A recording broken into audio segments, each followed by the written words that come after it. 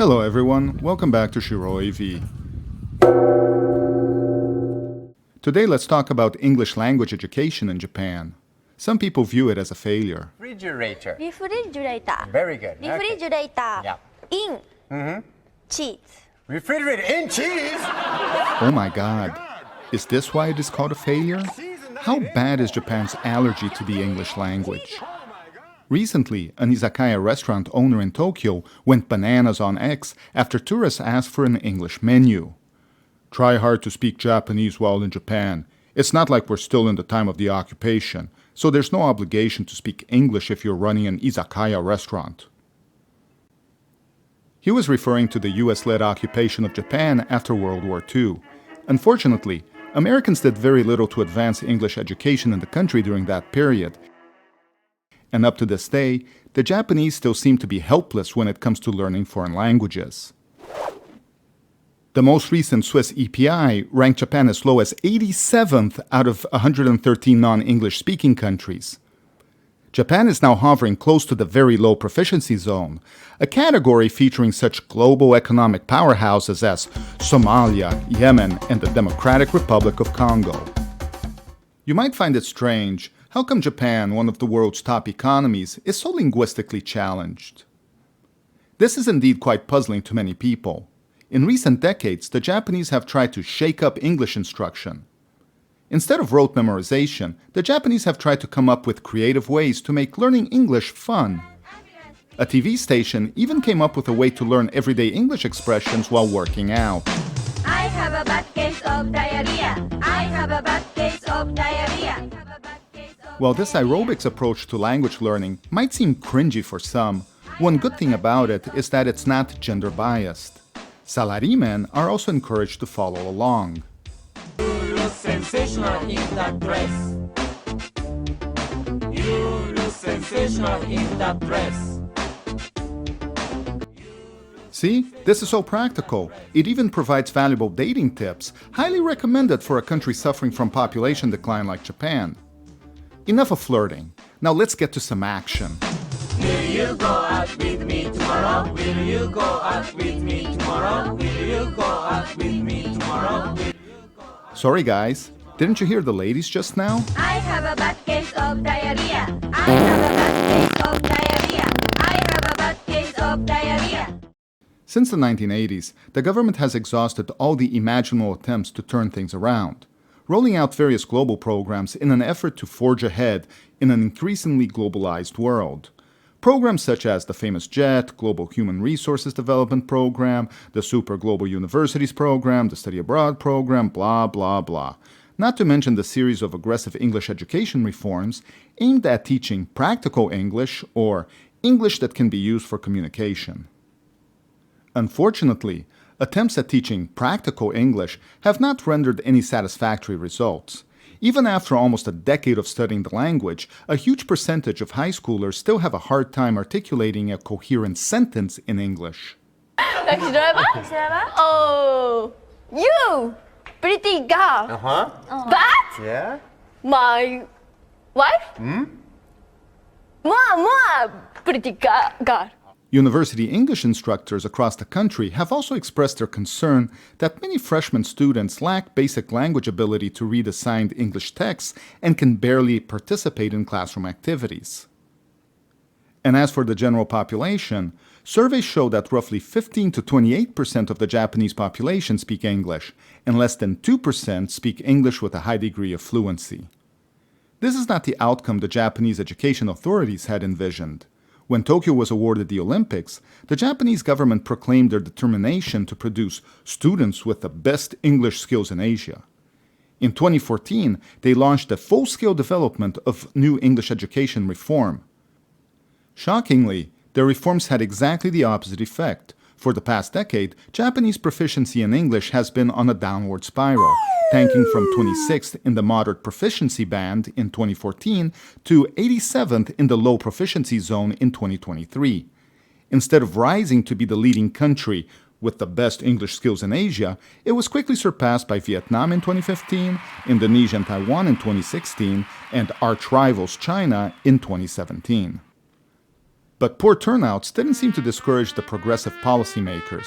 In a desperate attempt to salvage Japan from sinking to the bottom of all 29 Asian countries, they doubled down on their aggressive English education reforms and implemented new curriculum guidelines as of spring 2020. This time, Japan truly outperformed itself, but not in a good way. Its ranking nosedived from 55th to 78th in just 1 year. Can someone please tell me if there's some sort of correlation between the policy changes and the worsening results?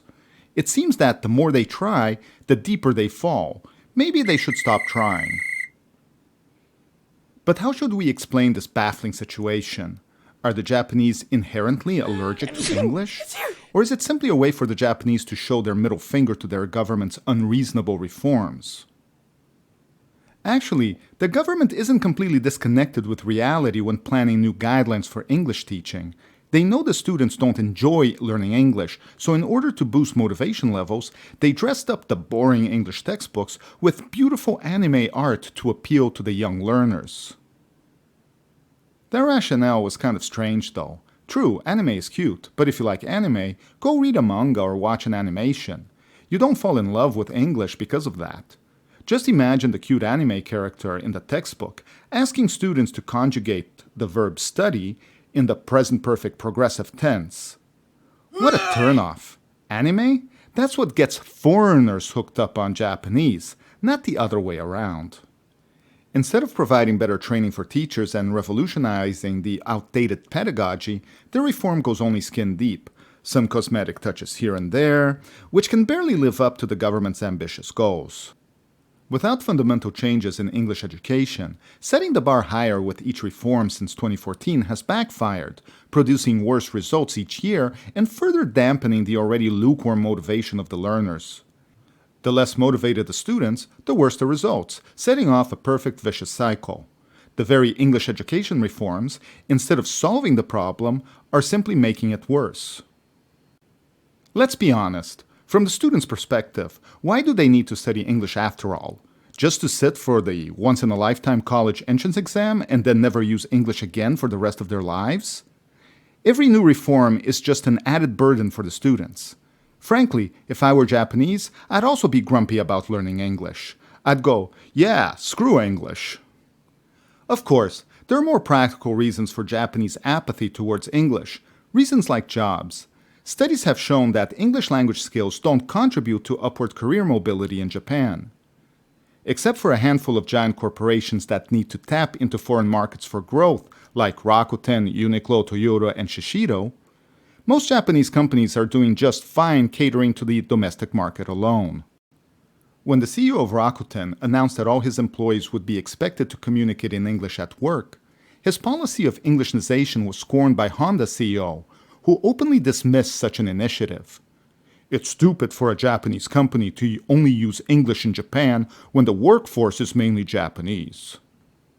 Actually, many Japanese companies deem potential hires who don't have a good command of English as a better fit for the Japanese corporate world that serves mainly the domestic market. This inward-looking inclination may be one of the reasons why Japan has one of the lowest dependencies on foreign trade in the world, and English is thus viewed as a flamboyant adornment without much practical use. The financial incentives behind the motivation to learn English was best explained by Reina Endo, a public relations official for the Swiss company Education First. In emerging economies, English speakers tend to be able to earn higher incomes, so people have stronger motivation to learn. The Japanese economy has been stagnating, and as a result, the English proficiency of Japanese people has not improved over the past 10 years. That's right. Compared to Japan, other countries in Asia may not have the same kind of budget and support from the government to promote English education nationwide. But those with adequate English skills are most likely to reap enormous economic and professional rewards. That's enough incentive for anyone to figure out how to excel in English on their own. For instance, while Japan was mired in a chronic economic recession following the 1990s bubble burst that turned the direction of the country inward, its close neighbor China was getting super rich quietly. The Chinese were frantically racing to become millionaires overnight. On par with their obsession with wealth was their enthusiasm to master English and dig gold abroad. They chanted, "No pain, no gain." The Chinese built the image of their country as a global leader by embracing the English language. But this frenzy to internationalize sometimes led to unintentional but hilarious translation mishaps. You no longer buy dried vegetables at the supermarket. You fuck vegetables there. You no longer go to the gym. You go to the big fuck hall. And on weekends, you enjoy China's rich ethnic heritage at the racist park in Beijing. As you have probably noticed from these innocent-looking signs, English education in China is far from being superb. Students grapple with a lot of rote memorization and mechanical grammar drilling, just like in Japan. But the average Chinese are motivated to learn on their own so that when the right opportunity knocks on the door, they will be able to quickly move up the socioeconomic ladder. During the heyday of China's economic growth in the 2000s, students carrying TOEFL and GRE prep books became a signature scene of college campuses. People spent their Friday evenings at their university's English corner sharing their aspirations of going abroad to make a lot of money and work at a foreign company. Using English skills as a major tool to get rich wasn't just limited to metropolises like Beijing, Shanghai, and Shenzhen. It also spread throughout the country. During my travels through China in the 2000s, in a remote farming village lost in the sprawling mountains in Sichuan province, two primary schoolers came up to me to introduce themselves. "My name is Super, and her name is Star. Together, we're Superstar." I was pretty impressed. They had never met a foreigner in their lives. During that time, getting a cool English name was a way for young Chinese to stand out. In Beijing, a nerdy computer engineer, while watching a Hollywood blockbuster, picked up the word jack off and then decided to use it as his English name. Our first conversation went something like this: "Hi, my name is Jack Off. How can I help you?" My experience in China illustrates how economic motivation can turbocharge English learning. But given the prolonged economic recession in Japan, what options does the country have to advance its English proficiency? To answer this question, let's first take a closer look at language learning itself just a little bit. We know that there's basically two ways to achieve fluency in any given language.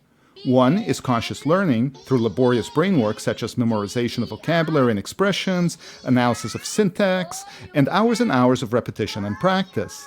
That's probably the way most of us learn a foreign language. Nature. F-U-T-U-R-E. Future. While the other way is natural, subconscious acquisition, like the way babies pick up their native tongues. So if the conscious learning of English in Japan has failed so miserably, why not try the other, the language acquisition approach, which is proven to be a much easier and effective path to fluency. Not everyone is a gifted linguist, but everyone is equipped with the same innate ability to acquire language. I guess that's probably why, amid the widespread skepticism of the English education reforms, some government officials, like the mayor of Minato Ward in Tokyo, has now mandated that all 12 kindergartens operated by the ward will offer lessons with native English speakers 3 times a week.